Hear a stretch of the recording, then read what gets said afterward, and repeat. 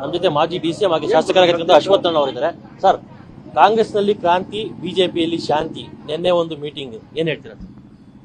ಬಿಜೆಪಿಯಲ್ಲಿ ಯಾವಾಗಲೂ ಶಾಂತಿಯುತವಾಗಿ ಸ್ಪಷ್ಟವಾಗಿ ದೇವ ಉದ್ದೇಶ ಇಟ್ಕೊಂಡು ಕೆಲಸ ಮಾಡೋಂಥ ಒಂದು ಪಕ್ಷವಾಗಿರುತ್ತೆ.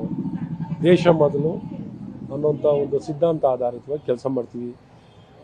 ಇವತ್ತೇನು ಕಾಂಗ್ರೆಸ್ ಪಕ್ಷ ಅವಕಾಶವಾದ ರಾಜಕಾರಣವನ್ನು ಮಾಡಿಕೊಂಡು ತುಷ್ಟೀಕರಣ ರಾಜಕಾರಣವನ್ನು ಮಾಡ್ತಿದ್ದಾರೆ ಮತ್ತು ಸ್ವತಃ ಅವರ ಪಕ್ಷದ MLAಗಳೇ ಈ ಕೆಟ್ಟ ಆಡಳಿತವನ್ನು, ಈ ಭ್ರಷ್ಟಾಚಾರ, ಅವ್ಯವಸ್ಥೆ, ಅಭಿವೃದ್ಧಿ ಶೂನ್ಯ ಇವೆಲ್ಲ ಆಗ್ತಿರೋಂಥದ್ದನ್ನ ಸಹಿಸ್ಕೊಳ್ಳೋಕ್ಕಾಗದೆ ಅವರೇ ಬಯಲಿಗಿಳಿಯುವಂಥ ಕೆಲಸವನ್ನು ಸ್ವತಃ ಪಕ್ಷದ ಶಾಸಕರೇ ಮಾಡ್ತಿದ್ದಾರೆ. ಹಾಗಾಗಿ ಅವರಿಗೆಲ್ಲ ಅಭಿನಂದನೆಗಳನ್ನು ಸಲ್ಲಿಸ್ತೇನೆ. ನಿಮ್ಮ ಪಕ್ಷದಲ್ಲಿ ಕೆಲವೊಂದಿಷ್ಟು ಆಂತರಿಕ ಕಲಹಗಳಿದ್ವು, ಜಗಳಗಳು ಇದ್ವು. ನಿನ್ನೆ ನಿಮ್ಮ ಮನೇಲಿ ಒಂದು ಮೀಟಿಂಗ್ ಆಗುತ್ತೆ, ಆ ಮೀಟಿಂಗಲ್ಲಿ ಎಲ್ಲವೂ ಸಹ ಸರಿ ಹೋಯ್ತು ಅಂತ ಅನಿಸುತ್ತೆ? ಖಂಡಿತ ಇಲ್ಲಿ ನಮ್ಮಲ್ಲಿ ವ್ಯತ್ಯಾಸ ಸಹಜವಾಗಿ ಎಲ್ಲೇ ಇದ್ರೂ ಇರುತ್ತೆ. ಆದರೆ ಒಂದು ಪಕ್ಷ ಬಹಳ ಬಲಿಷ್ಠವಾಗಿದೆ. ಪಕ್ಷದ ಚೌಕಟ್ಟಿನೊಳಗೇನೆ ಎಲ್ಲರೂ ಇರಬೇಕಾಗುತ್ತೆ. ಆ ಚೌಕಟ್ಟು ಬಹಳ ಬುನಾದಿನೂ ಭದ್ರವಾಗಿದೆ ಮತ್ತು ಪಕ್ಷನೂ ಬಲವಾಗಿದೆ. ಹಾಗಾಗಿ ಎಲ್ಲರೂ ಅದನ್ನು ಪರಿಪಾಲನೆ ಮಾಡಲೇಬೇಕು. ಪಕ್ಷಕ್ಕಿಂತ ದೊಡ್ಡವರು ಇರೋರು ಯಾರೂ ಇಲ್ಲ. ಪಕ್ಷದ ಚೌಕಟ್ಟಲ್ಲೇ ಕೆಲಸ ಮಾಡುವಂಥದ್ದಾಗುತ್ತೆ. ಹಾಗಾಗಿ ಏನೇ ವ್ಯತ್ಯಾಸಗಳಿದ್ರು ಅದು ಮಾತುಕತೆ ಮೂಲಕ ಒಂದಾಗಿ ಒಗ್ಗಟ್ಟಿನಿಂದ ಕೆಲಸ ಮಾಡುವಂಥ ಕೆಲಸಗಳು ಆಗುತ್ತೆ. ನಿನ್ನೆ ಸಭೆಯ ಅಜೆಂಡಾ ಏನಿತ್ತು ಸರ್? ಅಜೆಂಡಾ ಬಹಳ ಪ್ರಬಲವಾಗಿ ಪಕ್ಷವನ್ನು ಸಂಘಟಿಸಬೇಕು, ಆಡಳಿತ ಪಕ್ಷದ ವೈಫಲ್ಯಗಳನ್ನು, ಭ್ರಷ್ಟಾಚಾರಗಳನ್ನು ಬಯಲಿಗೆಳಿಬೇಕು ಅನ್ನುವಂಥದ್ದು ಭಾಳ ಸ್ಪಷ್ಟವಾಗಿ ನಿರ್ಧಾರವನ್ನು ಮಾಡಿ ಆ ದಿಕ್ಕಲ್ಲಿ ಪ್ರಯತ್ನಗಳನ್ನು, ಪ್ರವಾಸ ಮಾಡೋದು, ತಂಡ ಕಟ್ಟೋದು, ಒಟ್ಟಾರೆ ಎಲ್ಲವನ್ನು ಪ್ರಬಲವಾಗಿ ತಯಾರನ್ನು ಮಾಡಿ ಆಡಳಿತ ಪಕ್ಷವನ್ನು ಬಯಲಿಗೆಳೆಯುವಂಥದ್ದು, ಜನರನ್ನ ರಕ್ಷಣೆ ಮಾಡಬೇಕು, ಜನರ ಹಿತವನ್ನು ರಕ್ಷಣೆ ಮಾಡಬೇಕು, ಜನರು ಧ್ವನಿಯಾಗಿರಬೇಕು. ಯಾಕಂದರೆ ಈ ಸರ್ಕಾರ, ಕಾಂಗ್ರೆಸ್ ಸರ್ಕಾರ ಜನವಿರೋಧಿ ಆಗಿದೆ. ಜನರ ರಕ್ಷಣೆಗೆ ಬರೋದು ಬದಲು ಜನರಿಗೆ ಕಿರುಕುಳ ಕೊಡ್ತಿದ್ದಾರೆ. ಜನರ ಬದುಕನ್ನು ಕಷ್ಟಕರವಾಗಿ ಮಾಡಿದ್ದಾರೆ. ಜನ ವಿರೋಧಿ ಆಗಿರೋದ್ರಿಂದ ಆ ಜನರ ಧ್ವನಿಯಾಗಿ ಕೆಲಸ ಮಾಡುವಂಥ ಜವಾಬ್ದಾರಿ ಪ್ರತಿಪಕ್ಷದ ಮೇಲೆ ಈಗ ಹೆಚ್ಚಾಗಿರೋದ್ರಿಂದ ಈ ಕರ್ತವ್ಯ ಪಾಲನೆಯನ್ನು ಮಾಡಲಿಕ್ಕೆ, ಕರ್ತವ್ಯ ನಿರ್ವಹಣೆಯನ್ನು ಮಾಡಲಿಕ್ಕೆ ಪ್ರಯತ್ನವನ್ನು ಪ್ರಾಮಾಣಿಕವಾಗಿ ಮಾಡಬೇಕು ಅನ್ನೋಂಥದ್ದು ಜನರ ಅಪೇಕ್ಷೆ. ಆ ದಿಕ್ಕಿನಲ್ಲಿ ನಾವು ಪ್ರಯತ್ನವನ್ನು ಮಾಡ್ತಾ ಇದ್ದೀವಿ. ಪ್ರಮುಖವಾಗಿ ಯಾವತ್ತೂ ಸಹ ಸಾಕಷ್ಟು ದಿನಗಳಿಂದ ಅಂತರ ಕಾಯ್ಕೊಂಡಿದ್ರು ಅರವಿಂದ್ ಲಿಂಬಾವಳಿ ಅವರು. ನಿನ್ನೆ ಆ ಸಭೆಗೆ ಬಂದರು. ರಾಜ್ಯಾಧ್ಯಕ್ಷರ ಮೇಲೆ ಸ್ವಲ್ಪ ಮಟ್ಟಿಗೆ ಅಸಮಾಧಾನವನ್ನು ಸಹ ವ್ಯಕ್ತಪಡಿಸಿದ್ದಾರೆ ಅಂತ ಹೇಳಲಾಗ್ತೈತೆ. ಏನು ಹೇಳ್ತೀರಾ? ಏನು ಅಂತರ ಕಾಪಾಡ್ಕೊಳ್ಳೋಂಥ ಪ್ರಶ್ನೆನೇ ಇಲ್ಲ. ಅವರೇನು ಪದಾಧಿಕಾರಿ ಇರಲಿಲ್ಲ ಅಥವಾ ಏನು ಕೋರ್ ಕಮಿಟಿನಲ್ಲಿ. ಇವತ್ತು ಇದೊಂಥರ ಒಂದು ಕೋರ್ಡಿನೇಷನ್ ತರಲಿಕ್ಕೋಸ್ಕರ ತಂದಿರುವಂಥದ್ದು. ಕೋರ್ಡಿನೇಷನಲ್ಲಿ ಎಲ್ಲರೂ ಭಾಗಿಗಳಾಗಿ ಎಲ್ಲರೂ ಪಕ್ಷದ ಕಾರ್ಯಕರ್ತರು, ಪಕ್ಷದ ಸಿದ್ಧಾಂತ ಮತ್ತು ಪಕ್ಷಕ್ಕೆ ಸಂಪೂರ್ಣವಾಗಿ ಬದ್ಧರಾಗಿರೋರು. ಹಾಗಾಗಿ ಇದರಲ್ಲಿ ಎರಡನೇ ಅನುಮಾನನೇ ಇಲ್ಲ. ಹಾಗಾಗಿ ಒಂದು ತಂಡ ಕೆಲಸ ಮಾಡ್ತಿರ್ತಾರೆ. ಆ ತಂಡದ ಜೊತೆಯಲ್ಲಿ ಇವತ್ತು ಪದಾಧಿಕಾರಿಗಳಿರ್ತಾರೆ. ಪದಾಧಿಕಾರಿಗಳ ಜೊತೆಯಲ್ಲೇನೆ ನಾವು ಒಟ್ಟುಗೂಡಿ ನಾವೆಲ್ಲ ಸಹಕಾರವನ್ನು ಹೇಗೆ ಕೊಡಬೇಕು. ಎಲ್ಲರೂ ಪದಾಧಿಕಾರಿಗಳು ಆಗೋಕ್ಕಾಗಲ್ಲ. ಯಾರು ಪದಾಧಿಕಾರಿಗಳು ಇರ್ತಾರೋ ಅವ್ರ ಜೊತೆ ಇವರೆಲ್ಲ ಹಿರಿಯರು, ಅನುಭವ ಇರುವಂಥವ್ರು, ಅವರ ಸಲಹೆ ಸೂಚನೆಯನ್ನು ಪಡೀಲಿಕ್ಕೆ ಮಾಡಿರುವಂಥ ಒಂದು ಸಲಹೆ ಒಂದು ತಂಡವಾಗಿ ಕೆಲಸ ಮಾಡುವಂಥದ್ದಾಗುತ್ತೆ. ರಾಜ್ಯಕ್ಕೆ ಭೂಪೇಂದ್ರ ಯಾದವ್ ಅವರು ಬಂದಿದ್ದಾರೆ. ಏನಾದರೂ ರಾಜ್ಯಾಧ್ಯಕ್ಷ ಬದಲಾವಣೆ ವಿಚಾರವಾಗಿ ಏನೋ ಚರ್ಚೆ ಆಗುತ್ತೆ ಸರ್?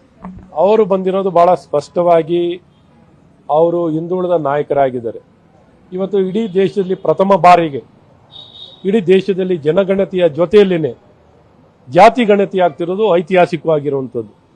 ಇದು ಇತಿಹಾಸದಲ್ಲಿ ಇವತ್ತು ಯಾವುದೇ ಅತಿ ಹಿಂದುಳಿದಂಥ ವರ್ಗದ ಎಲ್ಲ ಜನರ ಸ್ಥಿತಿಗತಿಗಳು ಸಾಮಾಜಿಕವಾಗಲಿ ಆರ್ಥಿಕವಾಗಲಿ ಯಾವ ಪರಿಸ್ಥಿತಿಯಲ್ಲಿ ಅವರು ಬದುಕಿ ಬಾಳ್ತಿದ್ದಾರೆ ಮತ್ತು ಯಾವ ಜಾತಿಯ ಜನಸಂಖ್ಯೆ ಏನಿದೆ ಆ ಜನಸಂಖ್ಯೆಯ ಜನರು ಯಾವ ಪರಿಸ್ಥಿತಿಯಲ್ಲಿ ಬಾಳ್ತಿದ್ದಾರೆ, ಅವರ ಹತ್ರ ಮನೆ ಇದೆಯಾ, ಮನೆ ಇಲ್ವಾ, ಉದ್ಯೋಗ ಇದೆಯಾ, ವಿದ್ಯಾವಂತರಿದ್ದಾರಾ, ಆರೋಗ್ಯ ಇದೆಯಾ, ಪೌಷ್ಟಿಕಾಂಶ ಇದೆಯಾ, ಎಲ್ಲ ರೀತಿಯಾದಂಥ ಅನುಕೂಲತೆ ಇದೆಯಾ, ಜಮೀನಿದೆಯಾ ಇಲ್ವಾ, ಎಲ್ಲ ರೀತಿಯಾದಂಥ ಮಾಹಿತಿಗಳನ್ನು ಪಡೆಯುವಂಥದ್ದಾಗುತ್ತೆ.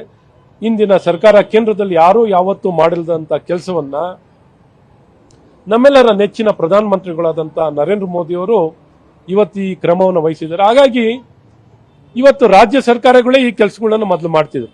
ಏನು ಆರ್ಥಿಕ ಮತ್ತು ಸಾಮಾಜಿಕ ಸರ್ವೆಯನ್ನು ಸಹ ರಾಜ್ಯ ಸರ್ಕಾರನೇ ಮಾಡ್ತಿದ್ರು. ಜಾತಿ ಗಣತಿಯನ್ನ ಯಾರು ಯಾವತ್ತೂ ಮಾಡ್ತಿರ್ಲಿಲ್ಲ. ಆದರೆ ಇವತ್ತು ಜಾತಿ ಗಣತಿಗಳು ವಿವಿಧ ಕಾರಣಕ್ಕೆ ಅವಶ್ಯಕತೆ ಇರೋದ್ರಿಂದ ಒಂದು ಪೊಲಿಟಿಕಲ್ ರಿಸರ್ವೇಷನ್ಗೆ ಆಗಲಿ, ಜಾಬ್ ರಿಸರ್ವೇಷನ್ಗಾಗಲಿ, ಎಜುಕೇಷನ್ ರಿಸರ್ವೇಷನ್ಗಾಗಲಿ ಇವೆಲ್ಲದಕ್ಕೂ ಅವಶ್ಯಕತೆ ಇರೋ ಕಾರಣ ಇವನ್ನೆಲ್ಲವನ್ನು ಅರ್ಥ ಮಾಡಿಕೊಂಡು ಒಂದು ಬಹಳ ಸ್ಪಷ್ಟವಾಗಿ ನಿಜವಾಗೂ ವೈಜ್ಞಾನಿಕವಾಗಿ ಎಲ್ಲೋ ಅಲ್ಲಿ ಇಲ್ಲಿ ವಿರಳವಾಗಿ ಈ ಮಾಹಿತಿಗಳನ್ನು ಪಡೆಯುವಂಥದ್ದಾಗ್ತಿತ್ತು. ಇವತ್ತು ಎಲ್ಲರ ಮಾಹಿತಿಯನ್ನು ಬಹಳ ಸ್ಪಷ್ಟವಾಗಿ ಬಹಳಷ್ಟು ಪೂರ್ವಭಾವಿ ತಯಾರಿಯನ್ನು ಮಾಡಿ ಎಲ್ಲ ಮನೆಗಳು ಎಷ್ಟು ಈ ದೇಶದಲ್ಲಿ ಎಲ್ಲೆಲ್ಲ ಎಷ್ಟೆಷ್ಟು ಮನೆಗಳಿದೆ ಅನ್ನುವಂಥ ಎಲ್ಲ ಮಾಹಿತಿಗಳು GPS-ನಲ್ಲಿ ಪೊಸಿಷನಿಂಗ್ ತಗೊಂಡು ವ್ಯವಸ್ಥಿತವಾಗಿ ಅದಕ್ಕೆ ಬೇಕಾಗಿರೋ ತಂತ್ರಾಂಶಗಳನ್ನು ಎಲ್ಲವನ್ನು ಮಾಡಿ ಲೋಪವಿಲ್ಲದೆ ಈಗ ರಾಜ್ಯ ಸರ್ಕಾರ ಮಾಡ್ತಾರೆ, ಲೋಪ ಆಧಾರಿತವಾಗಿದ್ದಾರೆ. ಅವ್ರಿಗೆ ಅಧಿಕಾರ ಇಲ್ಲ, ಆದರೂ ಅಧಿಕಾರ ಇಲ್ಲದಿದ್ರು ಮಾಡಿ ಪ್ರಶ್ನೆ ಯಾರು ಕೋರ್ಟಿಗೆ ಹೋದರೆ ಪ್ರಶ್ನೆ ಮಾಡಿದಾಗ ನಿನ್ನ ಈ ಸರ್ವೆಗೆ ಯಾವ ಒಂದು ಇಲಾಖೆ ಅದಕ್ಕೆ ರಚನೆ ಆಗಿದೆ ಅವ್ರು ಮಾಡ್ತಿದ್ದಾರೆ, ನೀವು ಮಾಡಿದ್ದೀರಪ್ಪ ಇದಕ್ಕೆ ವೈಜ್ಞಾನಿಕವಾಗಿ ಆಧಾರ ಇಲ್ಲಿ ಅಂತ ಕೇಳಿದಾಗ ಏನು ಉತ್ತರ ಕೊಡ್ತಾರೆ? ಸೊ ಇದಕ್ಕೆ 15,000 ಕೋಟಿಗಿಂತ ಹೆಚ್ಚಿನ ಹಣ 15,000 ಕೋಟಿಗಿಂತ ಹೆಚ್ಚಿನ ಹಣವನ್ನು ವ್ಯಯವನ್ನು ಮಾಡಿ ವ್ಯವಸ್ಥಿತವಾಗಿ ಈ ಸರ್ವೆಯನ್ನು ಮಾಡುವಂಥದ್ದಾಗ್ತಿದೆ. ಹಾಗಾಗಿ ಒಟ್ಟಾರೆ ಸಮಾಜದಲ್ಲಿ ಯಾವುದಕ್ಕೂ ಗೊಂದಲವನ್ನು ಕೊಡದೆ, ಯಾವ ಗೊಂದಲಕ್ಕೂ ಆಸ್ಪದವನ್ನು ಕೊಡದೆ, ಪ್ರತಿಯೊಬ್ಬ ವ್ಯಕ್ತಿಯ ಏನು ಅಪೇಕ್ಷೆ ಇದೆ, ಅವಶ್ಯಕತೆ ಇದೆ ಇವನ್ನೆಲ್ಲ ಪೂರೈಸಲಿಕ್ಕೆ ಇವತ್ತು ವ್ಯವಸ್ಥಿತವಾಗಿ ಜನಗಣತಿಯ ಜೊತೆಯಲ್ಲಿ ಜಾತಿ ಗಣತಿಯನ್ನು ಮಾಡುವಂಥ ಕೆಲಸವನ್ನು ಇವತ್ತು ಭಾರತ ಸರ್ಕಾರವನ್ನು ಮಾಡ್ತಿರೋ ಕಾರಣ ಇವತ್ತು ರಾಜ್ಯ ಸರ್ಕಾರ ಮಾಡ್ತಿರುವಂಥ ಎಲ್ಲ ಡೋಂಗಿ ನಾಟಕಗಳು ಎಲ್ಲ ಬರೀ ರಾಜಕೀಯ ಪ್ರೇರಿತವಾಗಿ ಬಡವರ ಬಗ್ಗೆ ಎಳ್ಳಷ್ಟು ಕಾಳಜಿ ಇಲ್ಲದಂತ ಏನಾರ ಒಂದು ಸರ್ಕಾರ ಇದ್ರೆ ಇಂದಿನ ಕಾಂಗ್ರೆಸ್ ಸರ್ಕಾರ. ಇವತ್ತೆಲ್ಲಾರು ಒಂದು ಗುಣಮಟ್ಟದ ಶಿಕ್ಷಣವನ್ನು ಕೊಡ್ಲಿಕ್ಕೆ ಏನಾರು ಒಂದು ಪ್ರಯತ್ನ ಮಾಡಿದಾರಾ? ಬಡವ್ರಿಗೆ ಬೇಕಾಗಿರೋದೇನು? ಗುಣಮಟ್ಟದ ಶಿಕ್ಷಣ, ನಾಮಕಾವಸ್ಥೆ ಶಿಕ್ಷಣ ಅಲ್ಲ. ಸರ್ಕಾರಿ ಶಾಲೆ ಇದೆ, ಯಾರು ಹೋಗಲ್ಲ ಅಂತ ಪರಿಸ್ಥಿತಿ ಇರಬಾರ್ದು. ಸರ್ಕಾರಿ ಶಾಲೆ ಇದೆ, ಗುಣಮಟ್ಟ ಇಲ್ಲ ಅಂತ ಆಗಬಾರ್ದು. ನಿಜವಾದ ನೀವು ಬಡವರು ಬಂದ ಆಗಿದ್ರೆ ಗುಣಮಟ್ಟದ ಶಿಕ್ಷಣ ಕೊಡಿ. ಖಾಸಗಿ ಶಾಲೆಗೆ ದುಡ್ಡಿಲ್ಲದೆ ಇದ್ರು ಸಾಲ ಮಾಡಿ ಮಕ್ಕಳನ್ನ ಖಾಸಗಿ ಶಾಲೆಗೆ ಕಳಿಸ್ಬೇಕು. ಒಂದು ಆರೋಗ್ಯ ಆಸ್ಪತ್ರೆಗೆ ಹೋದ್ರೆ ಯಾರಿಗಾರ ಸರ್ಕಾರಿ ಆಸ್ಪತ್ರೆಗೆ ಹೋಗುವಂತ ಪರಿಸ್ಥಿತಿ ಇದೆಯಾ? ಒಂದು ಸರ್ಕಾರಿ ಆಸ್ಪತ್ರೆ ಇವತ್ತು ನಾವು 30,000 ಕೋಟಿ ಅಷ್ಟು ಹಣ ಖರ್ಚು ಮಾಡ್ತೀವಿ. 30,000 ಕೋಟಿ, 50,000 ಕೋಟಿ ಶಿಕ್ಷಣಕ್ಕೆ ಖರ್ಚು ಮಾಡ್ತೀವಿ. ಗುಣಮಟ್ಟ ಇಟ್ಕೊಂಡಿದೀವ? ಹಾಗಾಗಿ ಇವತ್ತು ಆಡಳಿತ ಗುಣಮಟ್ಟದ ಕೊಟ್ಟರೆ ಜನ ತಾನಾಗ್ತಾನೆ ಆರೋಗ್ಯಕ್ಕೂ ಖರ್ಚು ಮಾಡಿ ಇವತ್ತು ಸಾಲ ಸೋಲ ಮಾಡಿ ಇವತ್ತು ಖಾಸಗಿ ಆಸ್ಪತ್ರೆಗೆ ಹೋಗ್ಬೇಕು. ಏನೋ ಜೀವಂತವಾಗಿ ವಾಪಸ್ ಬರ್ತಾರೆ. ಆದರೆ ಜೀವಂತವಾಗಿರುವಂತ ಜನ ಜೀವ ಕಳ್ಕೋತಾರೆ ಈ ಸಾಲ ಕಟ್ಟೋಷ್ಟಲ್ಲಿ, ಬಡ್ಡಿ ಕಟ್ಟೋಷ್ಟಲ್ಲಿ. ಯಾರು ಕೊಡ್ತಾರೆ ಸಾಲ? ಅವ್ರಿಗೆ ಆಸ್ಪತ್ರೆಗೆ ಅಡ್ಮಿಟ್ ಆಗಿದ್ದಾರೆ, ಲಕ್ಷಾಂತರ ರೂಪಾಯಿ ಸಾಲ ಆಗುತ್ತೆ. 10% 5% ಸಾಲಕ್ಕೆ ತಗೊಂಡು ಅವ್ರು ಬದುಕಿರೋರೆಲ್ಲ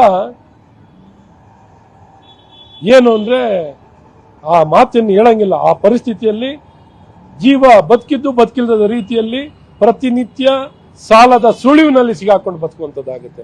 ಇವರೇನಾದ್ರು ಕಾಳಜಿ ಇದ್ದಾರಾ? ಅಧಿಕಾರ ಯಾರ ಹತ್ರ ಇದೆ? ಇವ್ರ ಹತ್ರ ಇದೆ. ಈ ರೀತಿ ಮೂಲಭೂತ ಸೌಕರ್ಯ ಎಲ್ಲಿ ಹೋದ್ರು ಭ್ರಷ್ಟಾಚಾರ, ಎಲ್ಲಿ ಹೋದ್ರು ಕಾನೂನು ಸುವ್ಯವಸ್ಥೆ ಇಲ್ಲ, ನೆಮ್ಮದಿಯಿಂದ ಓಡಾಡಂಗಿಲ್ಲ. ಪೊಲೀಸ್ ಸ್ಟೇಷನ್ಗೆ ಹೋದ್ರೆ ಅಲ್ಲೂ ಸರ್ವಿಸ್ ಅಗೇನೆಸ್ಟ್.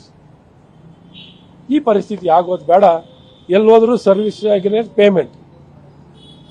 ಕಾಂಗ್ರೆಸ್ ಸರ್ಕಾರ ಅಧಿಕೃತವಾಗಿ ಅದನ್ನ ಮಾಡ್ಬಿಡ್ಲಿ. ಇಂತಿಂತ ಕಡೆ ಬಂದ್ರೆ ಇಷ್ಟಿಷ್ಟು ಚಾರ್ಜ್ ಕೊಟ್ಬಿಡಿ, ನಮಗೆ ಈ ಚಾರ್ಜಸ್ ಕೊಟ್ಬಿಡಿ. ಈ ಚಾರ್ಜಸ್ನ ತಗೊಂಡು ನಾವು ಈ ಸೇವೆಗಳನ್ನ ಕೊಡ್ತೀವಿ. ಟ್ಯಾಕ್ಸ್ ಕಟ್ಟೋ ಜೊತೆನಲ್ಲೇ ಏನ್ರಿ GST, ಡೈರೆಕ್ಟ್ ಟ್ಯಾಕ್ಸು, ಈ ಟ್ಯಾಕ್ಸ್ ಎಲ್ಲ ಕಟ್ಟೋ ಜೊತೆಗೆ ಈ ಸರ್ವಿಸ್ ಪೇಮೆಂಟ್ ಹೇಗೆ ಸರ್ವಿಸ್ ಚಾರ್ಜಸ್ ಕೊಡ್ತೀವಿ ಅಂತ ಹೇಳ್ಬಿಡ್ಲಿ. ಆಗ ಪ್ರಾಪರ್ಟಿ ಟ್ಯಾಕ್ಸ್ ಎಲ್ಲ ಸೇರಿಸಿ ಇದನ್ನು ಕೊಟ್ಬಿಡ್ತೀವಿ. ಕೊನೆಯದಾಗಿ ಅಶ್ವಥ್ ನಾರಾಯಣ ಅವರಿಗೆ ಒಂದು ಬಿಗ್ ಆಫರ್ ಬರುತ್ತೆ, ರಾಜ್ಯಾಧ್ಯಕ್ಷ ಸ್ಥಾನ ಆಗಿರ್ಬೋದು ಅಥವಾ ವಿಪಕ್ಷ ನಾಯಕ ಸ್ಥಾನ ಆಗಿರ್ಬೋದು, ನಿಜನಾ ಸರ್? ಅಂಥದ್ದು